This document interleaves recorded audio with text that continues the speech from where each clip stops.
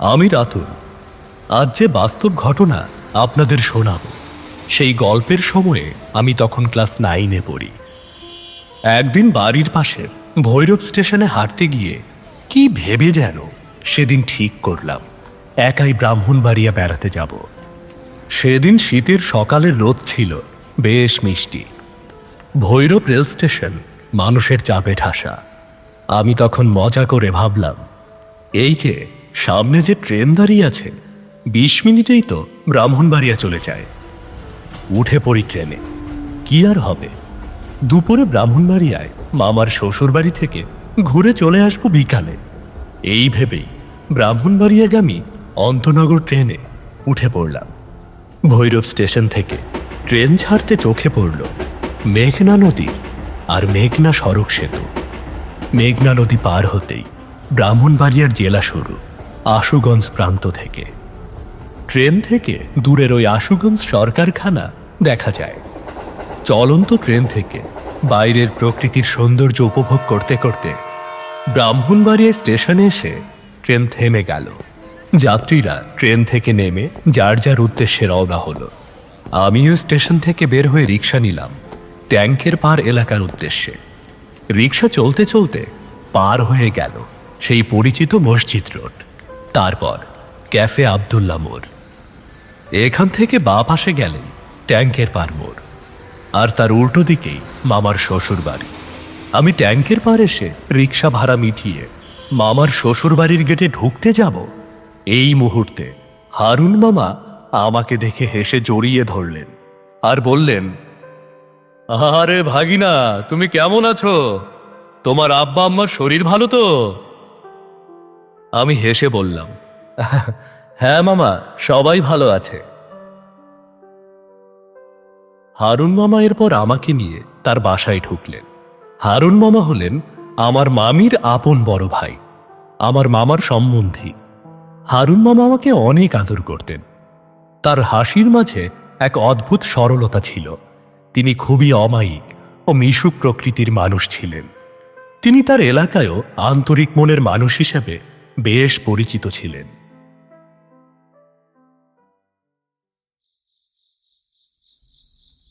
রাত প্রায় 9টা বাজে। হারুন মামা এবং আমি খাওয়া দাওয়া করে শুয়ে পড়েছি। শীতের রাত।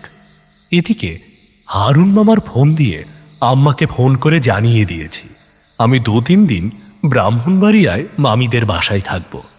আম্মা প্রথমে রাগ করলেও পরে মেনে নিলেন আর বললেন যত তাড়াতাড়ি সম্ভব বাড়ি ফিরে যেতে। এদিকে হারুন মামা শুয়ে শুয়ে কি যেন ভাবছেন। আমি হারুন মামার দিকে তাকাতেই মামা বললেন, ভাগিনা, তুমি কি ভূত বিশ্বাস করো? আমি হ্যাঁ সূচক মাথা নাড়িয়ে উত্তর দিলাম, হ্যাঁ মামা, আমি ভূত বিশ্বাস করি। হারুন মামা তখন বলা শুরু করল, ভাগিনা, আমাদের ট্যাঙ্কের পারে যে পুকুরটা আছে, এর পরে একটা মহল্লা আছে, নাম মুন্সেপ পাড়া। এই মুন্সেপ পাড়ার শেষ মাথায় একটি গলি আছে, আর সেই গলির শেষ মাথায় একটি অনেক পুরনো 6তলা বাড়ি আছে। সেই বাড়িটাতে নাকি হরেক রকম ভূত প্রেতের আনাগোনা দেখা যায়। মহল্লার অনেকেই এসব বলাবলি করে। আমি গতকাল আমার দুঃসম্পর্কের ছোট ভাই মনিরের কাছ থেকেও এই ঘটনাটা শুনলাম। ওই মুন্সেপ পাড়ার দিকেই মনিরদের বাড়ি। সে গতকাল আড্ডার ছলে মুন্সেপ পাড়ার সেই অভিশপ্ত গলির কথা বলেছিল।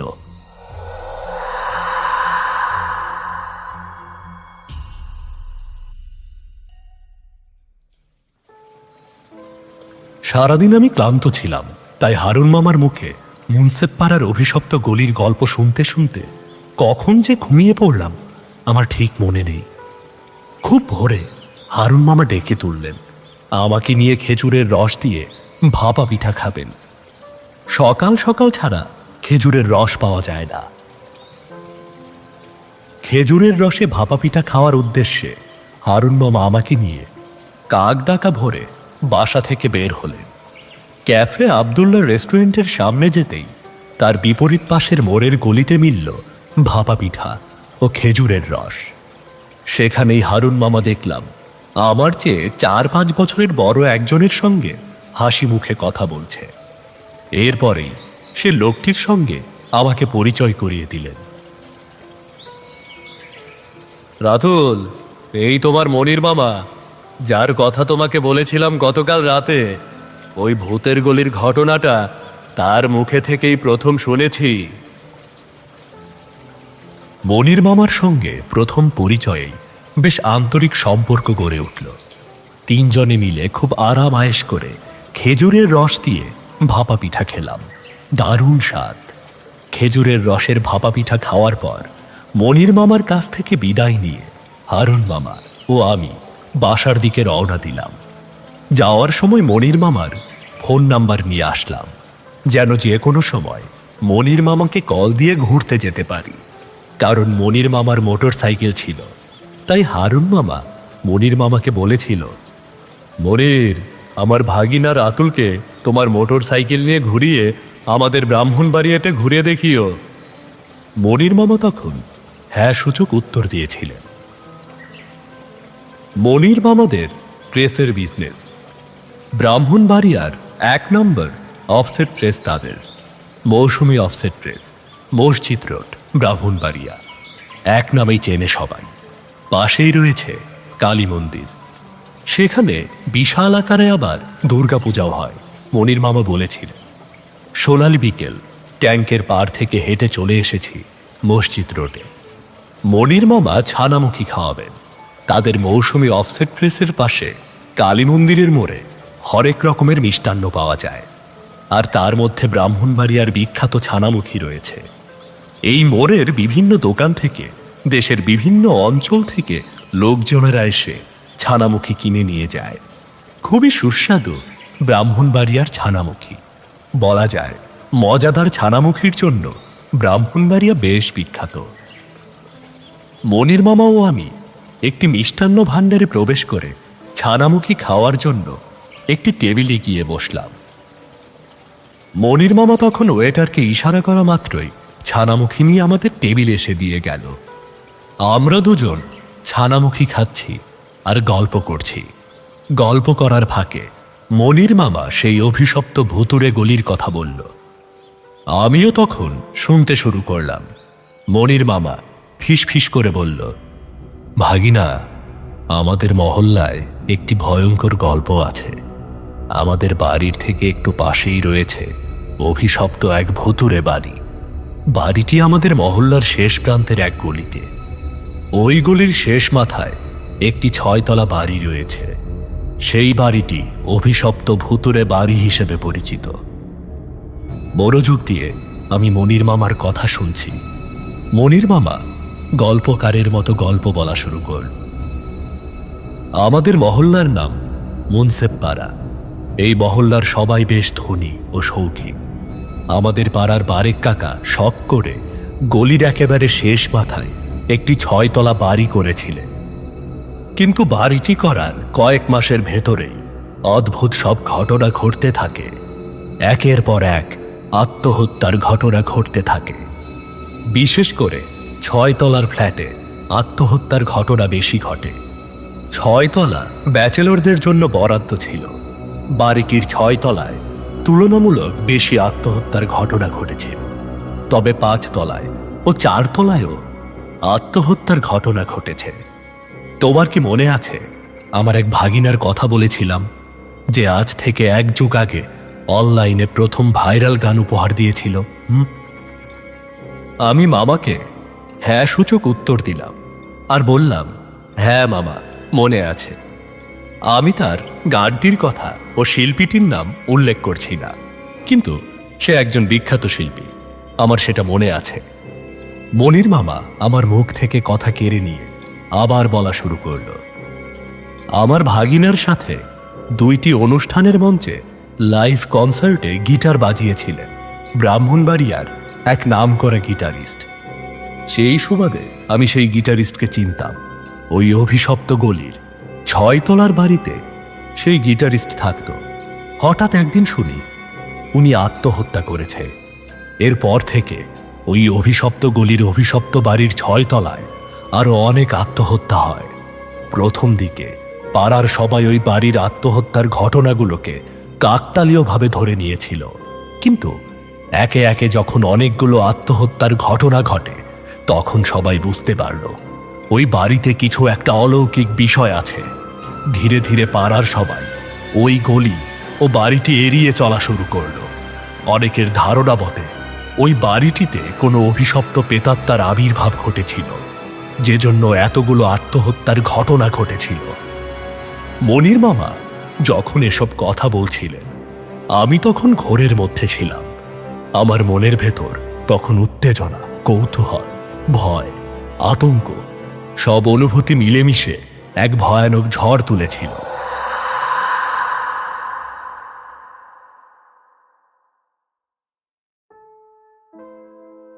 পরদিন বিকাল বেলায় মনির মামাদের মৌসুমি অফসেট প্রেসের সামনে দাঁড়িয়ে মনির মামা বলল, ভাগিনা, আজ তোমাকে নিয়ে ব্রাহ্মণবাড়িয়ার এক রহস্যজনক জায়গায় যাব। আমি মনির মামার কথা শুনেই বুঝে ফেলেছি তিনি আমাকে কোথায় নিয়ে যাবেন। তার মুখে শোনা সেই রহস্যজনক স্থান মানেই মুন্সেফপাড়ার সেই অভিশপ্ত গলির 6 তলা বাড়ি। মনির মামা পরন্ত বিকেলবেলায় বললেন, চলো আজ তোমাকে সেই অভিশপ্ত গলিটা দেখাই। আমি তখন কৌতূহল হয়ে বললাম, হ্যাঁ মামা, চলুন। মামা তখন বলল, তুমি কি ভূত প্রেতে ভয় পাও? আমি বললাম, হ্যাঁ, কিছু কিছু ভয় পাই। এই বলে আমি লজ্জায় হেসে ফেললাম। মনির মামা তখন তার হিরো হোন্ডা বাইকে করে আমাকে নিয়ে রওনা হলেন সেই ভূতের গলির ভুতুরে বাড়ির উদ্দেশ্যে। বাইকে করে মাত্র কয়েক মিনিটের ভেতর আমরা আমাদের গন্তব্যে এসে পৌঁছে গেলাম। বাইক করে অভিশপ্ত সেই গলিতে ঢুকতেই প্রথমে যে জিনিসটা আমাকে থমকে দিল তা হল নিস্তব্ধতা। রাত তেমন হয়নি, সন্ধ্যা হবে হবে এমন একটা ভাব। তারপরেও গলিটা যেন মৃত মনে হচ্ছে। চারদিকটায় তাকাতেই বিরান ভূমি মনে হচ্ছে। সামনেই চোখে পড়ল গলির শেষ মাথায় একটি 6 তলা বিল্ডিং। পুরনো, দেয়ালে রং উঠে পড়েছে। মনে হচ্ছে আমরা দুজন আর বাইকটি ছাড়া আর কোনো জনমানুষের দেখা নেই এখানে। এমনকি কোনো বাতাসের শব্দও নেই। এক অদ্ভুত নিঃশব্দ নীরবতা ভর করল আমাকে। আমি বুঝতে পারছি না আমার মতো অনুভূতি কি মনির মামারও হচ্ছে। মনির মামা তার বাইকটি গলির রাস্তার এক পাশে পার্কিং করে রেখে আমাকে তার সঙ্গে চলতে ইশারা করল। আমি মনির মামার সঙ্গে হাঁটছি গলির সরু পথ ধরে। ঠিক তখন কেমন যেন বুকের ভেতরে এক ধরনের ভয় আমি অনুভব করলাম। ওই সময় গলির মাঝ বরাবর দাঁড়ানো সেই 6 তলা বাড়িটিকে দেখে মনে হলো এ যেন চোখ মেলে তাকিয়ে আছে আমার দিকে। একটা দীর্ঘশ্বাস বেরিয়ে গেল। এই বাড়ির ব্যালকনিগুলো অদ্ভুতভাবে অন্ধকার, যেন ভেতরে কেউ আছে। কিন্তু আমি নিশ্চিত ছিলাম কেউ কেউ নিশ্চয়ই ওই বাড়ি থেকে আমাদের দুজনকে চুপি চুপি করে তাকিয়ে দেখছে। মনির বাবা হাঁটতে হাঁটতে বললেন, ওই বাসার 6 তলাতে ওই গিটারিস্ট ভাই আত্মহত্যা করে। তার কয়েক মাস পরেই তার পরিচিত এক ছোট ভাই, কলেজ পড়ুয়া অরিক নামে এক ছেলে, 6 তলার ছাদ থেকে লাফ দিয়ে আত্মহত্যা করে। আর সেই ঘটনার 1 বছর পর গ্যাসফিল্ড স্কুলের এক ছাত্র, সে 5 তলা ইঁদুরের বিষ খেয়ে আত্মহত্যা করে। মনির মামার প্রতিটি কথার সঙ্গে সঙ্গে আমার শরীরে কাঁপুনি বাড়তে থাকে। মনে হলো যেন এক মৃত্যুর আঁকড়া হয়ে আছে এই বাড়িটি। মনির মামা তখনও 6 তলায় ঘটে যাওয়া একটি আত্মহত্যার ঘটনা বলেই যাচ্ছিল। মনির মামা স্থির গলায় বললেন, ভাগিনা, এই বাড়ির 4র্থ তলায়ও এক মেয়ে গলায় ফাঁসি দিয়ে আত্মহত্যা করেছিল। হাঁটতে হাঁটতে গলির শেষ দিকটায় 6 তলার বাড়ির সামনে এসে আমরা দাঁড়ালাম। তখন মনির মামা বললেন, অনেকের কাছেই শুনেছি এই বাড়ির 6 তলা ছাদের ওপর রাতের বেলায় কারা জানি ছোটাছুটি করে। আমরা সিঁড়ি বেয়ে ওপরে ওঠা শুরু করলাম। মামা ভাগ্নে দুজনে মিলে একেবারে 6 তলায় ছাদের ওপরে গিয়ে উঠলাম। ছাদের গেটে কোনো তালা ছিল না, তাই আমি কৌতূহল ধরে না রাখতে পেরে 6 তলার ছাদে প্রবেশ করলাম। হঠাৎ দেখলাম সন্ধ্যার আধারে এক ভয়ানক দৃশ্য। এক ছেলে এক মেয়েকে কুপিয়ে কুপিয়ে মারছে ছাদের এক কোণায়। আমি মেয়েটিকে বাঁচাতে যেতেই দৌড়ে ছাদের কিনারায় যেতেই আবার পেছনে থাকা মনির মামা আমাকে ধরে ফেললেন। আমি হতভাগ হয়ে গেলাম। আর একটু হলে 6 তলার ছাদের কার্নিশ থেকে পড়ে যেতাম আমি। এখন আমি বুঝতে পারলাম এটা আমার চোখের ভুল ছিল। ছাদের যে কোণায় দেখেছিলাম একটি ছেলে একটি মেয়েকে কুপিয়ে মারছে, সেই কোণায় আসলে ছাদের কোনো রেলিং নেই। কুপিয়ে মারার ঘটনাটাও আমার চোখের বিভ্রম ছিল।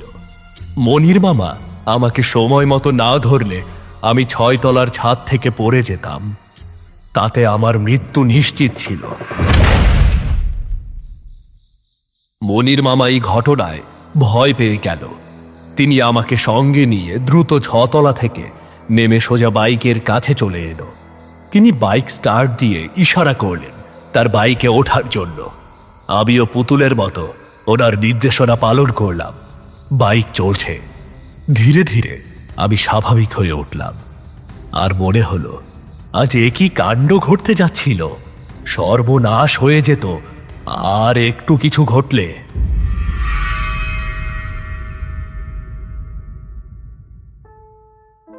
সময় অনেক কেটে গেল। প্রায় 18 বছর প্রবাসে কাটিয়ে এখন দেশেই থিতু হয়েছি। যদিও আমি বিদেশ যাওয়ার 5 বছরের মাথায় শুনেছিলাম হারুন মামা ক্যান্সার আক্রান্ত হয়ে মারা গিয়েছেন, কিন্তু কাগজপত্র না থাকায় তখন আর দেশে আসা হয়নি। আর দেশে ফেরা 2 বছরের মতো হলেও নিজের ব্যবসা গোছাতেই সময় চলে গেল অনেক। তাই ব্রাহ্মণবাড়িয়া আর যাওয়া হয়নি।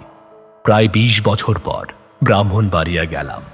সেই পুরনো ট্যাঙ্কের পার অনেক উন্নত হয়েছে, কিন্তু মসজিদ রোড আগের মতোই আছে। ক্যাফে আবদুল্লাহ রেস্টুরেন্টের পাশে এখন অনেক নামি দামি ক্যাফে ও রেস্টুরেন্ট গড়ে উঠেছে। 20 বছরের আগে ব্রাহ্মণবাড়িয়া আর 20 বছর পরের ব্রাহ্মণবাড়িয়ার মধ্যে অনেক তফাৎ।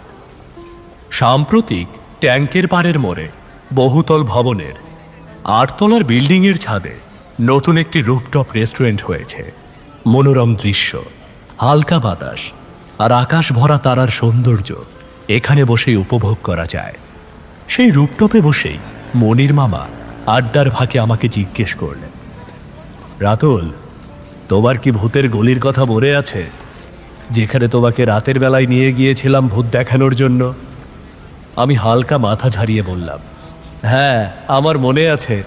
কি ভয়ঙ্কর ভূতের বাড়ি আর অভিশপ্ত গলি, মনে তো থাকবেই মামা। বনির বাবা বলল, হ্যাঁ, তুমি নিজের চোখেই দেখেছ সেখানে ভূত প্রেতের অস্তিত্ব আছে, কিন্তু ইদানিং সময়ে অনেকে এই অভিশপ্ত গলির গল্প বানিয়ে বানিয়ে বলে, যা অনেকটাই হাস্যকর। বনির বাবার সঙ্গে রুফটপ রেস্টুরেন্টে খাবার খেয়ে মামাকে বললাম, মামা চলো আজ সেই ভুতুরে গলিটা দেখে আসি। বাবা মাথা নেড়ে বললেন, চল ভাগিনা। কিছুক্ষণের মধ্যে বনির বাবার বাইকে করে গেলাম ব্রাহ্মণবাড়িয়ার বিখ্যাত সেই মুন্সেফ পাড়ার অভিশপ্ত গলি দেখতে। ওখানে গিয়ে দেখি কোনো কিছুই আগের মতো নেই। সরু গলি ভেঙে প্রসারিত রাস্তা হয়েছে। এই রাস্তার শেষ মাথায় দেখা গেল আলো ঝলমলে 3 ইউনিটের একটি বাড়ি। প্রায় 11 তলা হবে বিল্ডিংটি। যদিও সেই পুরনো গলির কথা মনে পড়তেই গায়ের লোম শিহরিত হয়ে উঠল। বনির বাবা বলল, এই এরিয়াটা এখন বড় বড় ডেভেলপারদের দখলে।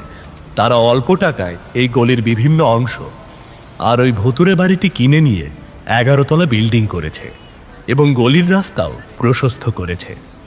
এখন এই উন্নত পরিবেশ দেখলে আর কেউই বিশ্বাস করতে চাইবে না এখানে এত এত মৃত্যু ঘটেছে।